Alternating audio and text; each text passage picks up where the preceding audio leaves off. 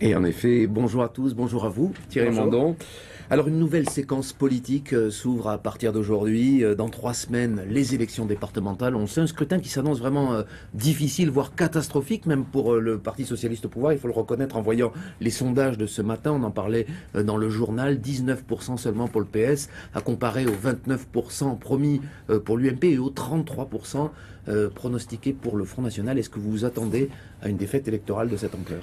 C'est une élection intermédiaire, c'est toujours difficile pour le pouvoir en place, et donc ce ne sera pas facile, mais les jeux ne sont pas faits. On est encore à presque un mois des élections. 33% des Français déjà ne savent même pas qu'il y a une élection cantonale, enfin départementale désormais le 22 mars. Mais ceux qui savent s'apprêtent à voter massivement pour le Front National qui va demeurer, si ces sondages se confirment, le premier parti de France. Qu'est-ce que ça signifie politiquement pour la France aujourd'hui? Deux choses. Ça signifie d'abord que malheureusement nous sommes entrés dans une vie politique tripolaire avec 3 grands partis et ça va être durable. Le Front National, l'UMP, le PS. Et que désormais tous les scrutins départementaux, régionaux, présidentiels, législatifs seront marqués par cette réalité politique. Deuxième chose, c'est que j'y vois moi un élément de plus de la véritable crise du pays qui est la crise de la démocratie. Le fait que les Français ne se sentent pas suffisamment représentés, voire pas représentés du tout, par leurs dirigeants politiques, par leur classe politique, qui ne se reconnaissent pas dans le jeu politique, et que finalement, soit ils restent chez eux, soit ils donnent des coups de pied dans la fourmilière en votant, par exemple, le Front National. Ils ont d'ailleurs tort de se servir de ce bulletin-là, parce que quand on regarde les comportements des élus Front Nationaux sur le terrain, finalement, on est aussi dans des comportements qui ne sont pas tolérables, les maires qui sont condamnés pour des campagnes avec des comptes faux. Mais Alors, il y a une autre personne qui dit qu'ils ont tort, ces Français qui votent Front National, c'est Nicolas Sarkozy, mais pas pour les mêmes raisons que vous. Il explique que si l'on vote Front National au premier tour, c'est en quelque sorte donner une chance au PS d'être élu au second. Et il parle même d'un axe FN-PS dans une interview au Figaro ce matin. Qu'est-ce que vous lui répondez à M. Sarkozy? Écoutez, s'il ne rentrait pas d'une courte traversée du désert, j'aurais suggéré de prendre quelques repos, parce que franchement, cet argument est incompréhensible. Il faut être... Pourquoi? Je ne le comprends pas. Je ne vois pas en quoi cette mécanique, si on vote Front National, c'est voter PS. Sachant que la droite et l'extrême droite ne sont pas alliés, forcément, si le FN est fort, ça vous donne une chance de conserver certains départements. Il n'a pas tort sur ce point. Il faut être vie politique plus 7, plus 8 pour comprendre ce que ça veut dire. Ce qui est intéressant, en revanche, dans son interview, c'est ses propositions, puisqu'il explique qu'il y a une alternative et que finalement, il propose aux Français, si demain ils votent UMP, de faire une sorte de retour vers le futur, revenir à la suppression d'un fonctionnaire sur 2 qui a détruit des emplois dans la police, dans la justice, dans l'éducation nationale, revenir à des baisses d'impôts pour les plus favorisés, et même en pire, puisqu'il propose d'allonger la durée du travail des fonctionnaires, d'allonger la durée pour avoir la retraite au 63. Bref, il y a un vrai sujet de crédibilité, de proposition, et à mon avis, ça explique une des raisons de la montée du Front National. C'est la faiblesse du programme de l'UMP. C'est ces propositions qui sont ni plus ni moins que revenir à une politique qui a échoué, qui font que d'autres Français se tournent vers d'autres horizons. Il propose une autre ligne que celle défendue par le gouvernement et suivie, mais il n'est pas le seul. Vous avez aussi à gauche des personnalités qui proposent une autre ligne. On l'a vu au moment de l'examen de la loi Macron. Les frondeurs qui ont la cote dans l'opinion. Si un sondage montre que Arnaud Montebourg et Benoît Hamon sont plutôt appréciés. Est-ce que la seule ligne, c'est la vôtre? Est-ce que celle que suit le gouvernement Valls est forcément la bonne ligne? Non. D'abord, il faut être toujours modeste et toujours s'interroger. Moi, j'observe que... Je ne sais pas si c'est les frondeurs qui ont la cote.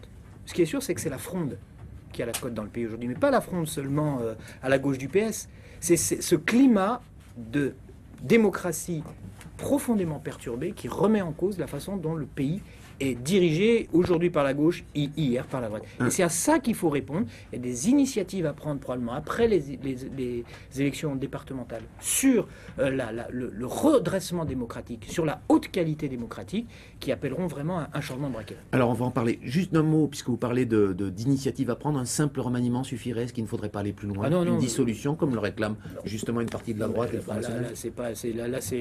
Le remaniement, c'est un aménagement. La dissolution, on renverse la table. Donc je pense que c'est ni l'un ni l'autre. Et d'ailleurs, c'est pas là-dessus que ça se joue. Oui. Ça se joue d'abord dans les initiatives vis-à-vis de la société, vis-à-vis des Français. On va en parler. Puisque vous êtes secrétaire d'État à la réforme de l'État et à la simplification, François Hollande avait promis un choc, il y a 2 ans, un choc de simplification. Où en est-on concrètement? Qu'est-ce que ceux qui nous écoutent peuvent constater, voir, éprouver dans cette simplification? Pour les Français, puisque c'est ce qui est important pour chacun des Français dans son quotidien, il y a 3 choses qui viennent de se mettre en place. La première, c'est la fameuse règle du silence vaut accord. pour 1200 démarches de la vie quotidienne des Français, si l'administration ne répond pas aux citoyens, désormais le citoyen a acceptation de sa demande. Exemple, inscription à l'université, dérogation carte scolaire, et ainsi de suite. Deuxième chose, c'est un dispositif que nous lançons aujourd'hui, qui était très demandé par les Français, la possibilité désormais, ça commence aujourd'hui, d'acheter ces timbres fiscaux sur Internet. Vous savez, vous allez au bureau de tabac, vous n'en trouvez pas, vous allez à l'autre bureau de tabac, il n'y en a pas assez. Bon, sur un site qui s'appelle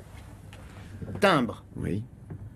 .impôt.gouv.fr, vous pouvez désormais acheter vos timbres. Je ne veux pas vous couper, mais en même temps, est-ce que ce n'est pas un petit peu, je ne veux pas employer un mot désagréable, mais un peu un gadget, un peu cosmétique de pouvoir acheter ces timbres fiscaux sur Internet? Est-ce que c'est ça qui va changer la vie quotidienne des Français?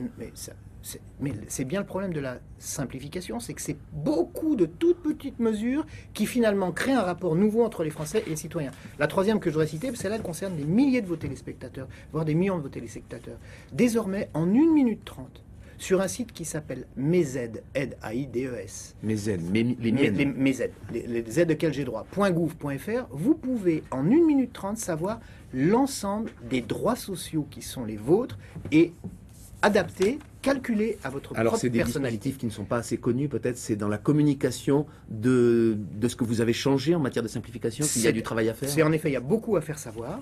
Il y a beaucoup à observer la façon dont ces sites vont être pris en main par les citoyens, mais c'est des révolutions, encore une fois, en 1 minute 30. Aujourd'hui, il faut 3 jours pour faire le tour de vos droits, et c'est approximatif. De chez vous, en 1 minute 30, vous savez tout l'ensemble des droits sociaux auxquels vous pouvez. Est-ce que cette simplification à laquelle vous contribuez, est-ce que ce rapprochement des citoyens avec leurs gouvernants suffira à résorber ce déficit de démocratie que vous êtes le premier à constater aujourd'hui? Est-ce que vous aurez le temps? Il y a 2 questions. La première, non, ça ne suffit pas. Il faut être plus simple, il faut être beaucoup, beaucoup plus transparent pour la vie publique, comme pour la vie des affaires, le monde économique, les très hauts salaires, ainsi de suite.